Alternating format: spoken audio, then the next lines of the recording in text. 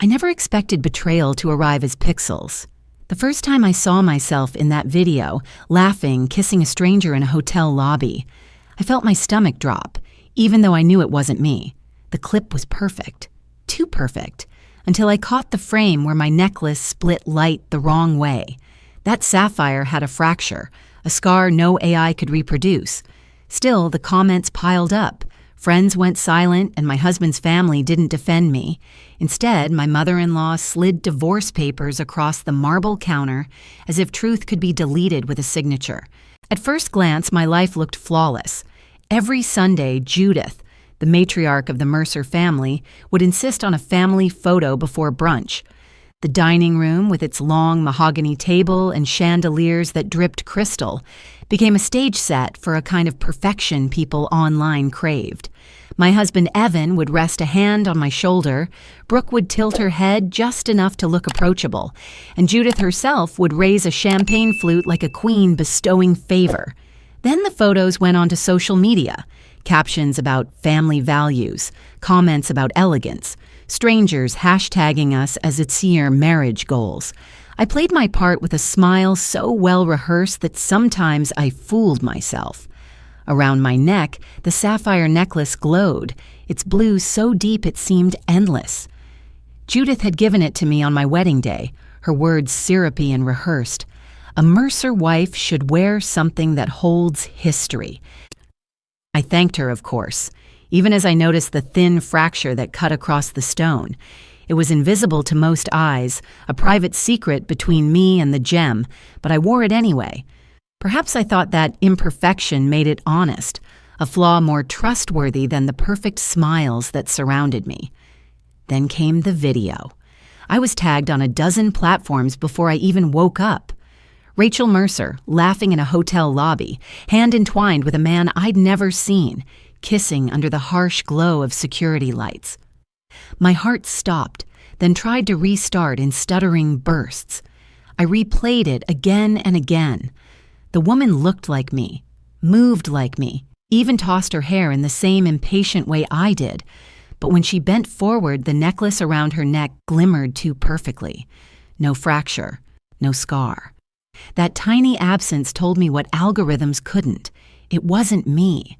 Still, the world didn't care about cracks in gemstones. The comments swarmed. Fake wife. Knew she was a gold digger. Oh, poor Evan. Even people I considered friends messaged me only to ask if it was true. My phone became a courtroom and I stood accused without a defense attorney. At brunch that Sunday, Judith's smile was tighter than usual, Brooke's looser. I sat across the table while servers poured mimosas. Brooke leaned toward her mother but spoke loudly enough for me to hear. It's just sad, isn't it? To see someone throw everything away for a cheap thrill. Judith didn't answer, just sipped her drink, her eyes sliding to me with a kind of calm calculation. My stomach turned, but I said nothing. Silence can be armor when words are twisted against you, yet inside, panic coiled. Who had made this video? Why? And how had it spread so fast? That night, while Evan slept beside me, I pulled out my laptop. Hours of digging brought me to a detail most people would miss. The clip originated from a server registered to an address I recognized, the Mercer Estates guest house, where Brooke lived. I stared at the IP log until the numbers blurred. The betrayal wasn't abstract anymore. It was in my house, under the same roof. My hands shook, not with grief, but with a strange, rising clarity. I traced the transaction trail attached to the upload. A small media company, newly incorporated, had received a discreet transfer days before the clip surfaced. The sender's name sat in black and white, Judith Mercer. My mother-in-law hadn't just allowed the scandal, she had orchestrated it. I leaned back, feeling the sapphire press cold against my collarbone. Every mask leaves a fingerprint, I thought, even hers, especially hers. Scrolling further, I uncovered another document, this one more blunt, an email exchange, the request for a realistic deepfake package, the delivery confirmation, the receipt, and the final line of authorization, a signature, not Judith's, Brooke's. I froze. staring at her name. It was almost theatrical, the way betrayal had chosen to arrive, through family, through blood. I had always suspected Brooke disliked me, her smile too bright, her compliments edged with envy. But this wasn't dislike. This was an execution plan. The room felt too small, my breathing too loud. Evan stirred in his sleep, unaware that the walls of our marriage were being stripped from the inside. I closed the laptop softly, the glow extinguished like a secret folded into the dark. My mind replayed Judith's words at our wedding. A Mercer wife should wear something that holds history. Perhaps she had meant it as a warning. Perhaps the fracture in the stone was not a flaw, but a prophecy. I touched the sapphire. I thought of the false video, the lies gaining momentum, and the signatures tying my in-laws to my ruin. A plan had been set in motion, one meant to cancel me out of their story entirely. But if they believed deep fakes could erase me, they had underestimated the woman behind the mask. I whispered to the silence, a promise more than a statement. Every mask leaves a fingerprint, and fingerprints, unlike lies, could be traced. The morning after I discovered the email, I rehearsed weakness like it was a language I had never spoken, but suddenly needed to master. My eyes stayed red, my voice trembled, my movements slowed. Judith loved performance, and so I gave her one. I arrived at her sitting room without makeup, hair unbrushed, clutching the necklace at my throat as though it were a lifeline. "I didn't mean for any of this to happen," I whispered, my tone carrying just enough desperation. "If I've shamed the family, I'll do whatever it takes to fix it." Judith studied me as though I were a vase with a crack she might either glue or discard. Her silence stretched until I thought she might actually pity me.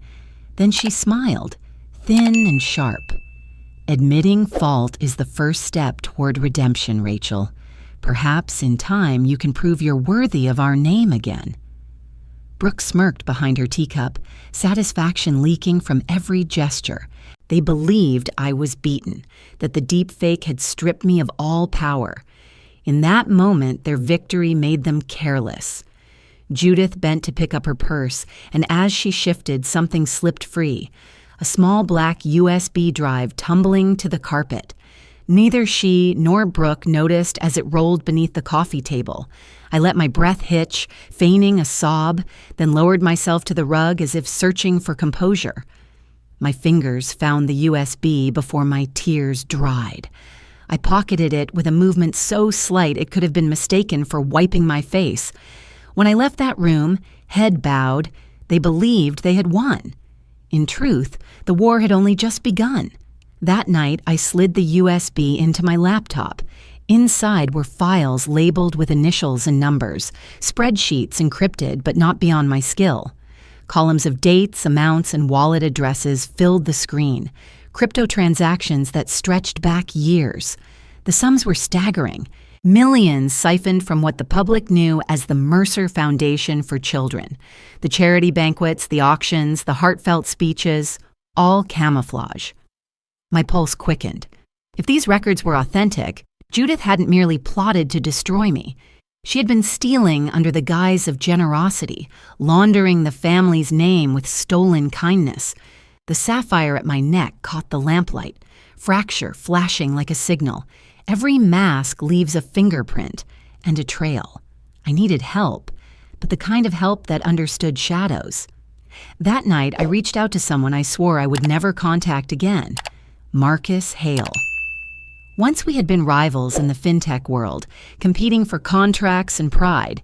He was a hacker, brilliant but undisciplined, who had humiliated me in a bid 5 years ago by exposing a minor flaw in my algorithm. We hadn't spoken since.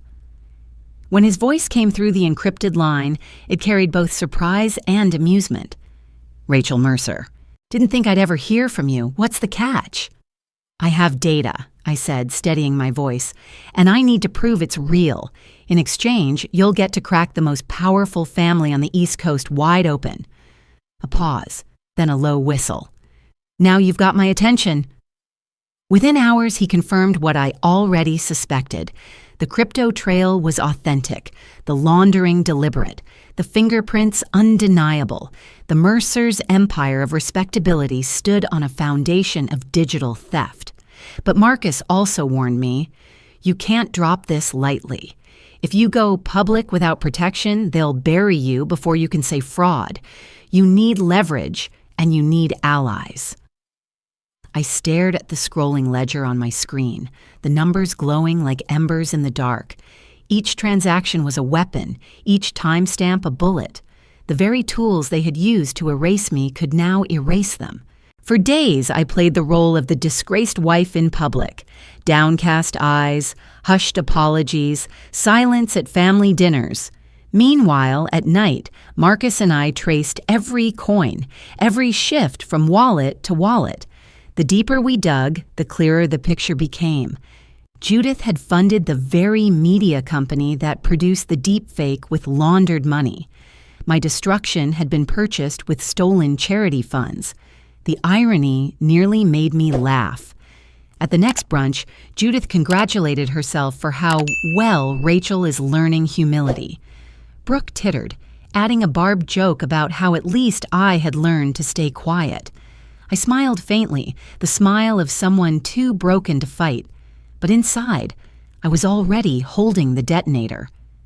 Late that evening, Marcus sent me a final message. You're sitting on a bomb. One press of a button and their whole empire crumbles. I closed my laptop, my hands steady for the first time in weeks. The sapphire against my throat pulsed with its hidden crack, as if it too anticipated the fracture I was about to unleash. I whispered to myself, a vow etched sharper than any signature. Every mask leaves a fingerprint and a trail. And I had just mapped the trail straight back to the Mercers. The attack began quietly, almost elegantly. Overnight, my name turned into a trending hashtag, Janine Rachel Exposed. Articles appeared in rapid succession, some in outlets I recognized, others in sites I'd never heard of but that replicated each other word for word. The narrative was sharp and consistent. Rachel Mercer, the fraudulent wife, caught cheating, caught scheming, caught hiding. It was a portrait painted with the precision of someone who had rehearsed for months, maybe years. Judith never raised her voice, never broke her poise. She didn't need to.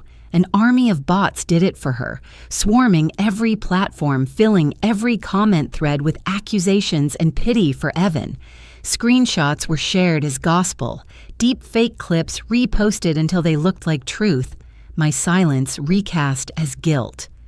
I scrolled through it all one sleepless night, my breath shallow. It wasn't just scandal, it was orchestration. I saw the timestamps, the cycles of amplification, the way one post seeded another.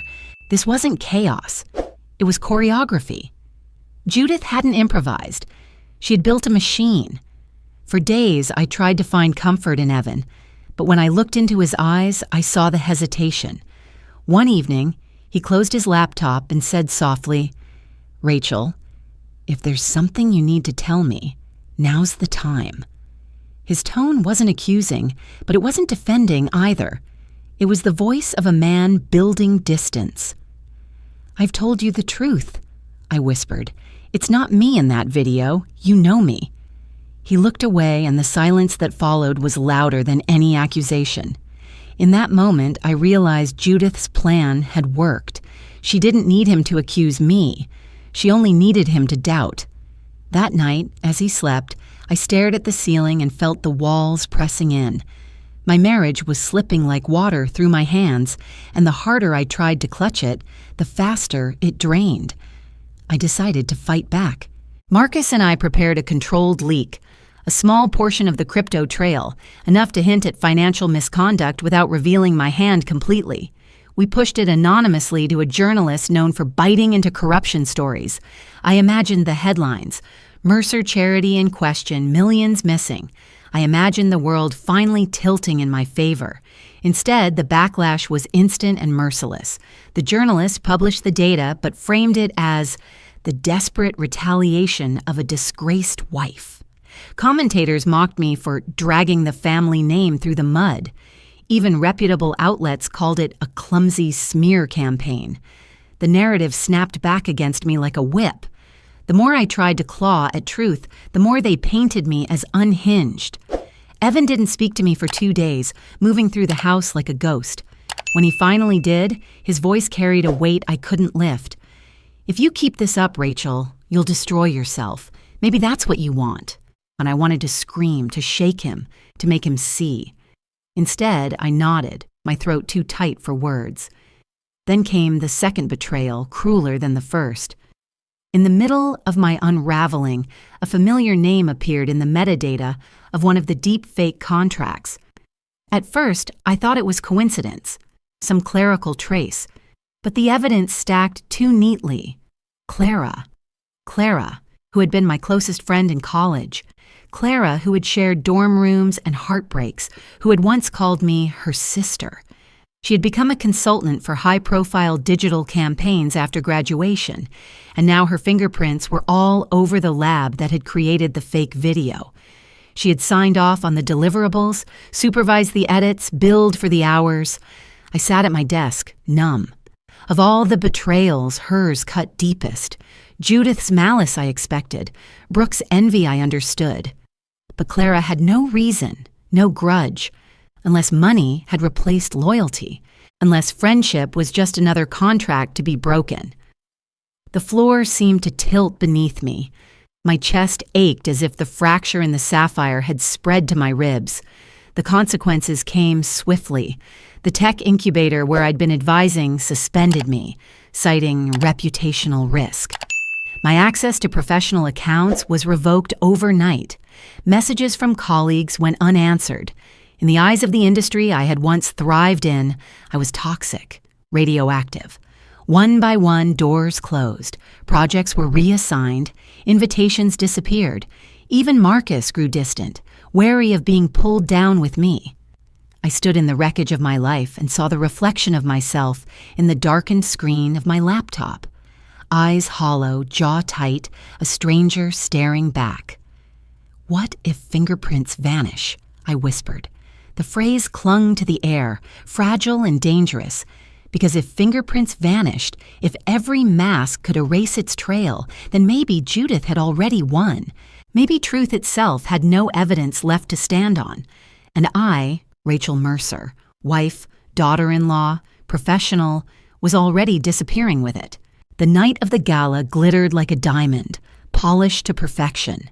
The ballroom of the St. Regis Hotel glowed with chandeliers, silver trays carried by silent servers, and the careful laughter of the city's elite. Judith swept the path through the crowd in emerald silk, every gesture rehearsed, every smile calculated. She thrived here, beneath lights and eyes that adored her brand of benevolence. I wore the sapphire necklace, its fracture now my reminder rather than my shame. Beneath the gown's fabric, a small transmitter rested against my skin, tethered to the system Marcus and I had built in secret. The world believed I had been destroyed. Tonight I would show them the ashes were only cover for flame.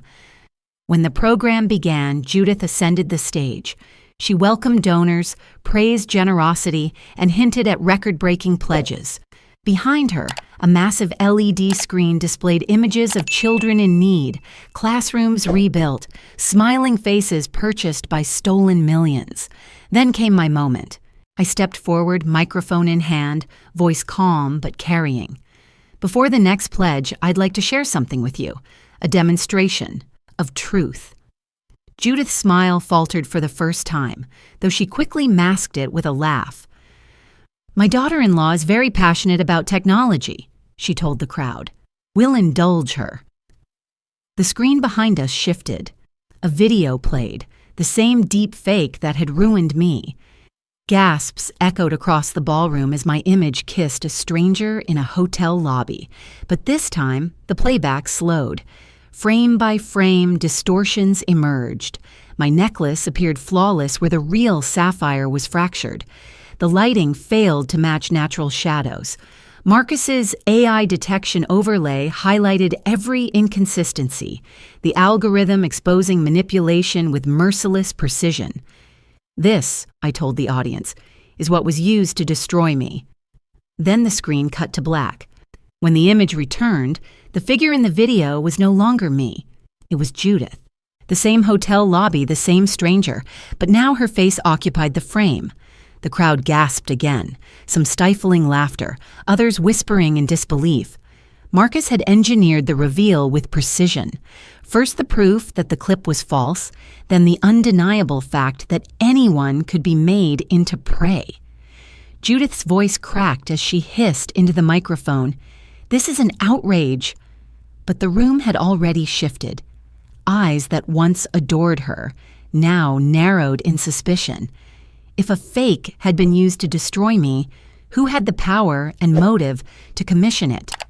The answer hovered unspoken, obvious to every witness. Dominoes began to fall. I connected my laptop to the system, projecting files onto the screen, spreadsheets, transactions, ledgers. Every line traced the Mercer's Foundation funds into crypto wallets, then out again into shell corporations and personal accounts. Each transfer carried a fingerprint, each wallet a trail. The audience, bankers, journalists, donors, leaned forward as the numbers appeared. The whispers grew sharper, heavier. The benevolent Mercers, champions of charity, had been laundering money for years. The gala had become a courtroom, and the evidence was undeniable. Judith tried to speak, but her voice drowned beneath the noise. Someone shouted, "Explain this!" Another, "What have you done with our donations?" Cameras flashed like gunfire, immortalizing her unraveling. Brooke attempted to intervene, but her face blanched when her own name appeared in the email authorization. She backed away, leaving her mother to fend alone. I stood silent, letting the truth carry itself. The sapphire at my throat reflected the lights, fracture blazing like a scar turned into a jewel. But amid the collapse, I looked to Evan. He stood at the edge of the stage, expression unreadable. His eyes met mine once, and in them I searched for belief, for love, for the defense I had clung to even in ruin. He did not move. While the audience turned on Judith, while reputation shattered, Evan stood still, hands at his sides, lips pressed shut. He neither condemned nor defended, a silence heavier than accusation. When the room erupted into chaos, when security moved in, when the Mercer dynasty cracked under its own lies, I realized the victory was hollow. I had proven the truth, revealed the theft, survived the fire. Yet the man whose voice could have anchored me chose to vanish into silence. Every mask breaks, but silence cuts deeper. I left the stage not with triumph, but with the weight of a scar no algorithm could detect. For weeks after the gala, my name filled headlines. Rachel Mercer, the woman who beat the deepfake. News anchors framed me as a modern phoenix, rising from digital ashes to expose corruption. They praised my courage, my intelligence, my unshakable resolve. But beneath the applause ran another current, colder and sharper. Commentators questioned my motives. Some called me a tech whistleblower, while others labeled me manipulative, opportunistic, a wife who weaponized code. Op-eds accused me of staging the spectacle to relaunch a career I'd abandoned. Talk shows debated whether I was a hero or a villain. The fracture in the sapphire at my throat no longer mattered. I had become a symbol, and symbols are always simplified until they bleed. Friends I had once trusted pulled away. Invitations vanished. A woman I'd mentored at my old firm sent a clipped email. "I admire what you've done, but I can't be associated with the fallout." Even Marcus, my unlikely ally, warned me to tread carefully. "People love a hero until she stops fitting their story," he said. Then came the blow I hadn't predicted. Marcus himself was arrested, his apartment raided, his servers seized. The official charge, aiding in the exposure of confidential financial records. I knew the truth. His only crime was standing beside me, but truth had become slippery.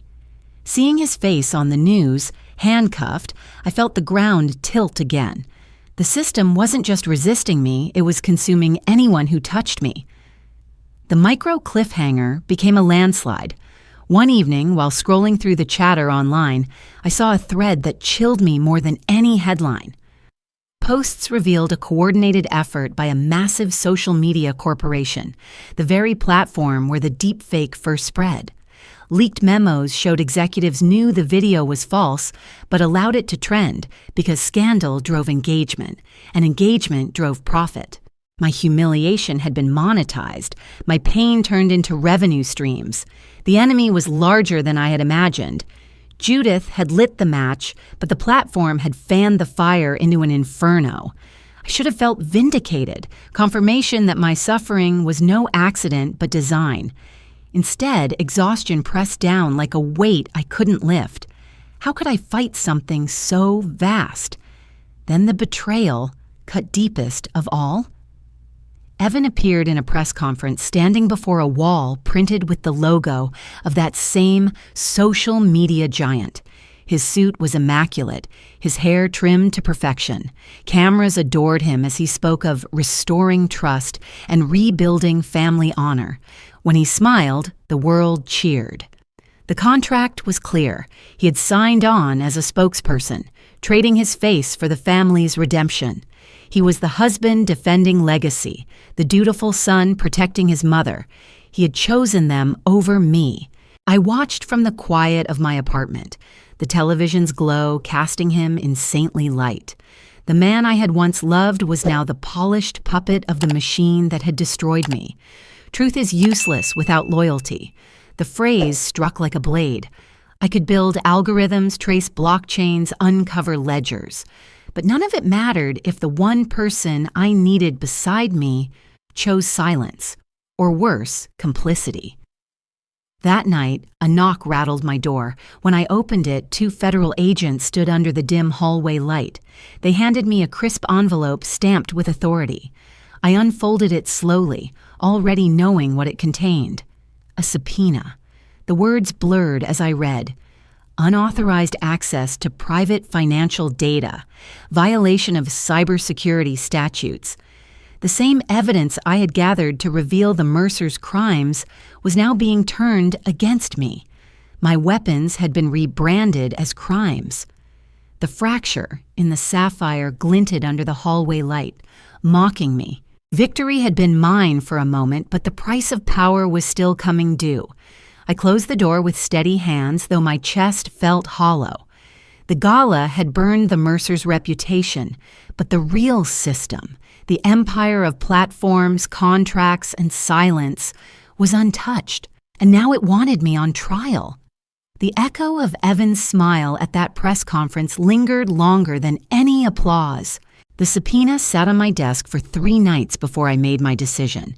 Each evening I would pick it up, read the accusations, and imagine the courtroom where I would be reduced to lines of legal jargon. They called it unauthorized access, malicious interference, data theft. To me, it had always been survival, but the law does not honor survival. The law honors order. I realized then that fighting within their system meant playing by their script. If I wanted to survive, I had to rewrite the stage itself. So I opened the vault.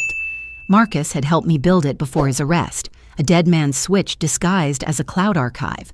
Inside lived everything I had collected: financial ledgers, crypto trails, contracts, and most devastating records of deep fake campaigns spanning continents.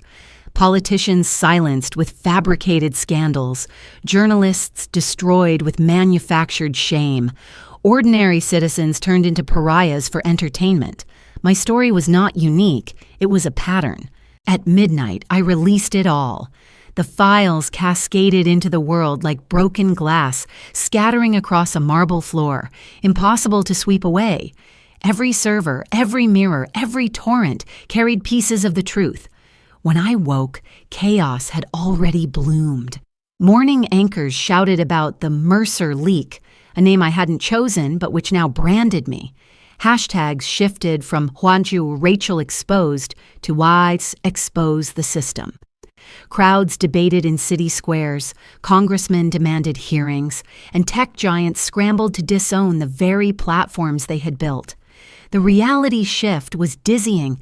Just weeks ago, I had been a wife on the verge of erasure. Now I was called an architect, a visionary, even a criminal genius. My face appeared on protest signs and magazine covers. Some cursed me as a traitor. Others praised me as a prophet. For the first time, I wasn't simply reacting to Judith's schemes or Evan's silence. I had seized the narrative. I had broken the game. But power is never free. One evening, as I prepared a statement, Evan arrived at my apartment. He looked thinner, the polish of his public appearances stripped away. For a moment, I saw the man I had once loved, the one who used to press a coffee mug into my hands on tired mornings. "You've ruined everything," he said quietly. I didn't answer. "You think truth protects you? It doesn't. My mother is finished. Our family is disgraced. And you—" His voice broke. "You could have chosen us. You could have kept quiet." I felt the words like a wound reopening. "I didn't ruin us, Evan. Silence did. Every time you stood by and said nothing, you chose them over me, over us." He shook his head. "What will you have left when this is over? Not me, not this family, just enemies who want you in a cell." I looked down at the subpoena still lying on the desk between us. Maybe prison is the price, but at least it's a price for truth, not for lies. For a heartbeat, I thought he might understand. Instead, he turned and left without another word. The door clicked shut, final as a verdict. Sacrifice had always been theoretical until that moment. Now it was bone deep. I had lost him. I might lose my freedom, but the decision stood. "Truth rewrites the stage," I whispered, and I meant it. The months that followed blurred into storms of hearings, interviews, and rallies. Lawmakers scrambled to respond to the tidal wave I had unleashed.